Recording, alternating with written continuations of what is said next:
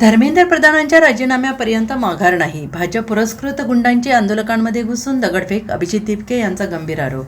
दिल्लीतील जंतर मंतर जवळ विद्यार्थी आणि पोलिसांमध्ये काल 23 जून रात्री पुन्हा संघर्ष झाला.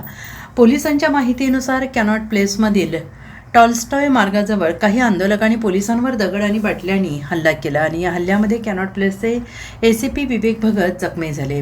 प्रत्युत्तरात पोलिसांनी अश्रुधराच्या नळकांड्या सोडल्या आणि या घटनेचे व्हिडिओ सोशल मीडियावर समोर आलेले आहेत. त्यात आंदोलक काठ्या घेऊन पोलीस अधिकाऱ्यांवर हल्ला करताना दिसत आहेत. हा संघर्ष सुमारे 15 मिनिटे चालला, पण त्यानंतर परिस्थिती सामान्य झाली. यापूर्वी पंजाबी बागचे ACP जयप्रकाश हे देखील आंदोलकांच्या हल्ल्यात जखमी झालेले आहेत आणि त्यांच्या म्हणण्यानुसार एक दगड थेट त्यांच्या कपाळाला लागला आहे.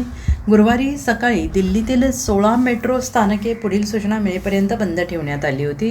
कॉक्रोच जनता पार्टी 20 जूनपासून जंतर मंतरवर आंदोलन करत आहेत. 20 जुलै रोजी CJPच्या संसद मोर्चादरम्यान संघर्ष झाला होता, ज्यात आंदोलक संसदेच्या प्रवेशद्वाराजवळ पोहोचले होते. त्यांना पांगवण्यासाठी लाठीचार्ज करण्यात आला. ये बाहर से लोग भेजे जा रहे जानबूझकर प्रोटेस्ट को खराब करने के लिए. हम यहाँ पर 1 महीने से बैठे हुए थे. 1 महीने में ऐसी कोई वारदात नहीं हुई, लेकिन अब क्या हो रहा है, जैसे ये प्रोटेस्ट बड़ा हो गया है तो ये बाहर से गुंडे भेजे जा रहे हैं BJP द्वारा जानबूझकर लोगों को उकसाने के लिए. और यही लोग हैं जो पथराव करे BJP के. पुलिस यहाँ पर पत्थरों के ट्रक लाकर रखती है, BJP के गुंडे आते हैं, वो पत्थरबाजी करते हैं और फिर कॉकरोच जनता पार्टी के लोगों को बदनाम करते हैं. Bureau report SPN Marathi, Delhi.